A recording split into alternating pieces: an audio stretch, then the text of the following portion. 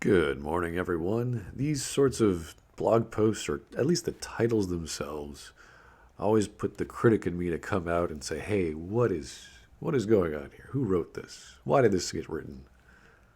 So the title says the Star Wars sequels missed the mark by leaving out the true meaning of the saga. Anytime you say or hear someone say true or this is real, this is the essence, you're going to go in for a little bit of a philosophical quandary of trying to figure out what this person is going to say. And if they don't make their terms clear, it's going to be a big pile of hogwash. So I don't know personally. I haven't really analyzed Star Wars to some degree in general, like the whole movie saga, the EU, the games. I don't know exactly what the true meaning of Star Wars is, let alone the movie saga. So this person is going to apparently tell us. He's pretty funny in talking about discourse. You can't live on the internet without seeing at least some of it. Whether it's people hating on a specific movie or character, or it consists of fans praising their chosen favorite, Star Wars takes up a lot of online banter space, and it should. It's very popular. It's easily accessible. There's all kinds of media. People like space operas. They like the future. They like science fiction. That's normal. And one of the main pillars of argument revolves around the prequels and sequels. A pillar of argument. This is a very has a very different meanings in the philosophical worlds of discussion. So no, we don't really talk about the prequels too much, only in reference. We talk about the sequels a lot because they're so bad. The prequels are bad for different reasons, which aren't really worthy of talking about anymore. But the sequels, oh dear, where to start? Specifically, why either one is better than the other, or how they don't hold up to the legacy as well as they could. Well, yeah, that's the typical argument of why is something good? Why do you watch it? Why is this of higher or lower quality? Of course, we can do that. That's what fans, that's what consumers of a product or service do. They say, well, I got this for this much, it's this long, it has this in it, etc. Even though the prequels get a lot of hate, as they deserve, it's the sequels that miss the meaning of Star Wars. Okay, so here we have the true meaning, the meaning. Okay, maybe he's going to tell us what the meaning is. Just to be clear, none of the trilogies deserve any hate. What? Why not? That's like saying, well, you can like something, you can like whatever you like, but you can't hate anything. You can't dislike anything. That's wrong for some reason. While the sequel loses, well, the sequel loses the core theme of Star Wars. Okay, so now we've gone from true meaning to core theme of Star Wars. This is Star Wars as general, as an idea, which I'm not quite too sure what they mean by that. I would imagine that would be the hero's journey, or a rags to riches story. I don't know. It's what is the theme? Man versus the galaxy, I guess. It still has its moments and importance within the franchise, plus the energy it takes to hate a movie actively not worth it. It's the same amount of energy any fan would have for anything, whether they love something or hate something. And I do not like this attitude that everything has to be positive. If only you speak positively, everything will be understood. No, that's not how you communicate ideas. That's not how you make something better. In order to make something better, you have to point out the flaws, so the flaws no longer exist. That's why they're flaws. You have to say, hey, three wheels on a car, probably not a good idea. So, yeah, I don't like this attitude. The energy it takes to hate a movie is not worth it. There's nothing wrong in an open and free society to love and hate whatever you want. There's nothing wrong with that. It's when you start explaining why you love and hate something, that's where you could have faults. The sequel trilogy completely misses the core theme of Star Wars. And he mentioned this before, so he's following up on his statement. Fine. From The Force Awakens to The Last Jedi to the recently released The Rise of Skywalker, the sequels gave a whole new generation of Star Wars movies. That's true. They were the first movies from the franchise since Disney acquired Lucasfilm. Even though they brought a lot of good, they might have been better off as a separate entity outside of the Skywalker saga. Possibly.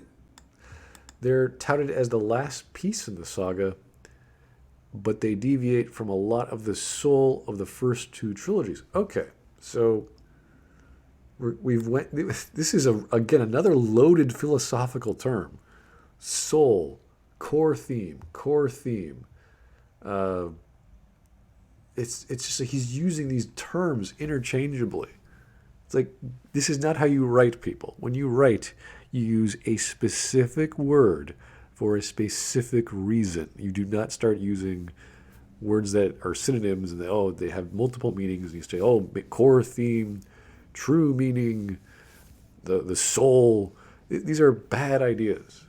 Get the one word, the exact word you want to use, and then write, whether it's a blog post or a story or a sentence. It doesn't matter.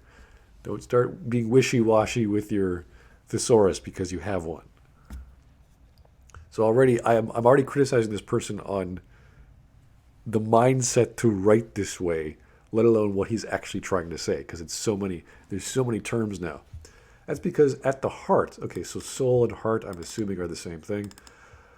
At the heart of Star Wars is Anakin Skywalker. Really? Okay, that's interesting. I could argue that it's not. Like, I would say the heart of Star Wars is Luke, because we go on his journey. We identify with him the most.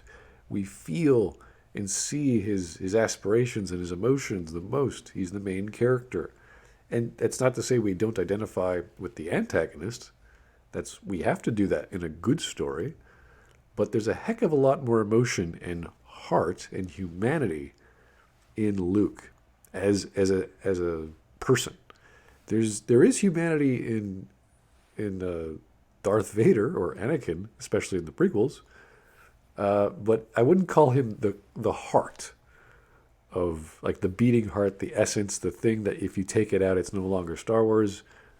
Darth Vader could have been played by Darth Maul. Probably not as well, not as iconically, but we would have gotten the idea of what it means to be a Darth, clearly enough. So, all right, fine. He believes Anakin Skywalker is the heart of Star Wars. Even though the original trilogy didn't start as Darth Vader-centric story, George Lucas went on with the fans' love of the villain and told the story of redemption. I don't think the original trilogy was a story of redemption. It ends up being where Darth Vader just chucks the freaking Emperor down a shaft. I mean, that's his most redeeming quality. He doesn't actively or outright murder Luke when he sees him because he knows who he is. But it's not a form of redemption. Redemption is like, I feel sorry, I'm going to solve a problem I caused. That's redemption. Very, very loose argument when you have no evidence. So, and to really hit Anakin's tragic tale home, Lucas made the prequels to show his beginnings. Arguably not very well. There are some dramatic moments in the third movie we can easily identify, but the first two are kind of, this is not good. Especially when you have horrible lines of dialogue and horrible chemistry and just this bad setup. It didn't work. If the third movie was pure, focused motive and goal and plot, I am a Jedi, but I can no longer be one because they are wrong, and I want to save my wife from their potential tragic future. And really, just that was the whole story. Then you're like, oh, great, this makes total sense because we see why Darth Vader must be Darth Vader, or why Anakin must be Darth Vader. But we don't see that. It just sort of happens. Like, oh, I'm going to go kill some kids now because the guy who's supposedly going to help me save my wife and child is going to teach me these skills. So I'll just do whatever he wants. It's kind of hokey. It's kind of silly. And the whole thing with the Jedi not killing the Sith, it's like, well, what the hell do you think they're going to do? The Jedi imprison everyone. It's like, well, not when their mortal enemy is right there, you numbnut. So Anakin Skywalker, not the greatest protagonist. Really not the greatest character to follow in the prequels, especially with all the writing. It showed that no one is born evil, and that even the best people can be swayed to dark side under specific circumstances. Okay, I'll give him that. That's fine. It almost diminishes Anakin's whole redemption arc. He doesn't have a redemption arc. Wait.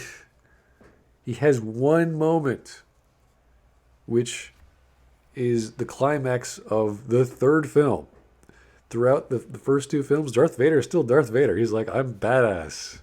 Not going to kill you, Luke, but, going to put you in chains. Let someone else do the job. Like he's pretty hands off with his redemption. Even with Luke's arc occurs mostly in the third movie. So this is a hard thing to say that what an arc of the original trilogy. As stated above, Anakin's redemption runs through all three prequels. No, it doesn't. What redemption? Anakin doesn't have redemption in the prequels. Anakin becomes Darth Vader. He's the opposite of redemption. He's becoming evil. He's doing bad. He's going to do bad things. Anakin went from a little boy on Tatooine who was once a slave to the Padawan, not moved by authority figures. He fell in love. Blah blah. He was, because of his emotions, he was easily tricked and gave into evil. And you could argue that's the point. And the problem is then, why didn't the Jedi Masters do anything about this? Why didn't they train him properly? Why didn't they feel, hey, Anakin, this dude is really emotional. We gotta figure this out because he's really powerful. But they didn't. And that's the problem they didn't hit home enough with. That the Jedi Masters were like, whatever. Make a really powerful Padawan into a knight and then just sort of ignore him. Not the best philosophy. If you want to see that as a form of redemption to the Jedi, then you have an argument. Then you say, hey, the Jedi Order is redeeming itself through Luke in the original trilogy as a result of the prequels. Maybe that's a good argument. Not Anakin's has a redemption arc in the prequels. That's stupid. In the original trilogy, Darth Vader is a criminal as they get, destroying whole planets, but he stops it all to save his son. Exactly. One action, not the other two movies or even most of the third movie. He's evil, and then boom, he decides to throw someone down a mine shaft or whatever you call those things. Luke gets underneath that helmet and reaches Anakin Skywalker through Vader's control because it's his son, and he cares about his son. That's the whole point of him being Vader. He's redeemed and rejoins the Jedi in Force Ghost form at the end of the Return of the Jedi. I don't know if he's redeemed. I guess it implies the Force redeems him because he becomes a Force Ghost. I guess the Sith don't become Force Ghosts, so yeah, I guess that's one way of looking at it. It's perfect to watch in that order. It's perfect to watch in that order. You mean prequels to originals? I guess, sure. To see how all aspects of his character laid out raw for the audience and have him redeemed by his son. Oh, so he's redeemed by his son. He didn't do the redeeming. See, that doesn't make sense. You either are doing a redemption arc or you're not. You can't have someone else do your redemption arc. Luke was there to save his dad. That's Luke acting. That's Luke's arc. He's the one making the choices. And then Vader makes his one choice. All throughout the series, Luke is kind of emotional as well. He's sort of on the spur. He's like, I gotta do something. I have these feelings in my head. The Force is showing me potential futures. I gotta help my friends. That's, I guess, episode 5. Episode 6 is where Luke actually makes his choice, where everything comes to a climax. So, and as a result of that choice, then Vader makes his choice. It's, he was just trying to help his dad. His dad could have just said, okay, let's go home, Luke. Let's go away from this. That would have been, I don't know, as redemptive. It wouldn't be as violent. He didn't kill anyone. It's someone had to stop the Emperor somehow, and it would have been funny because everyone was going to die, regardless of Luke's and Vader's fight, regardless of what the Emperor was doing, because the Death Star was going to blow up anyway. So, and the sequel trilogies almost threw that out the window. I haven't seen the 9th episode, so I can't say. Anakin isn't a part of them at all, except in Rise of Skywalker. Okay, that's fine. I don't see why he should be. Again, this person's under the assumption that Darth Vader or Anakin Skywalker is the heart of Star Wars. You're like, no. When Kylo Ren did mention him, I mean, I could argue that, again, Luke is the heart of Star Wars, and he's in The Last Jedi. He's in Episode 9 in some capacity. I don't know yet. He's mentioned in Episode 7. I don't think he's mentioned in Episode 7 or 8 or 9, aside from his helmet and Kylo Ren talking about his grandfather finishing whatever his grandfather started, and we don't know exactly what that amounts to. So, yeah.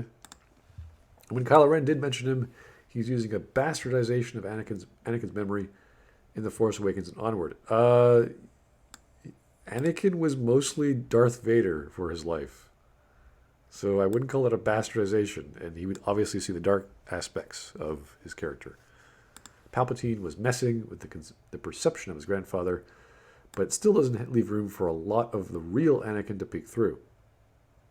The Last Jedi didn't have a lot of room for Luke Skywalker to peek through.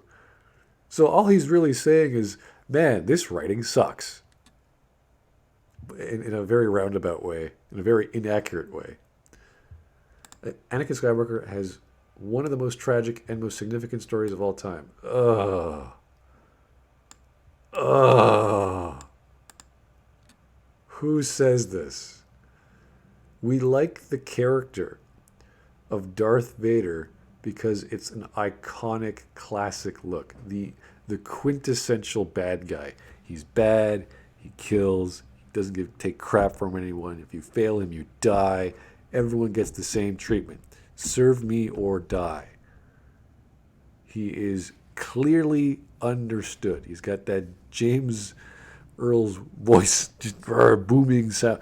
It's iconic. He's dark, he's black, wields a sword, he's evil, he believes in the supernatural power. It's like a comic book character come to life. Great imagery, clearly understood.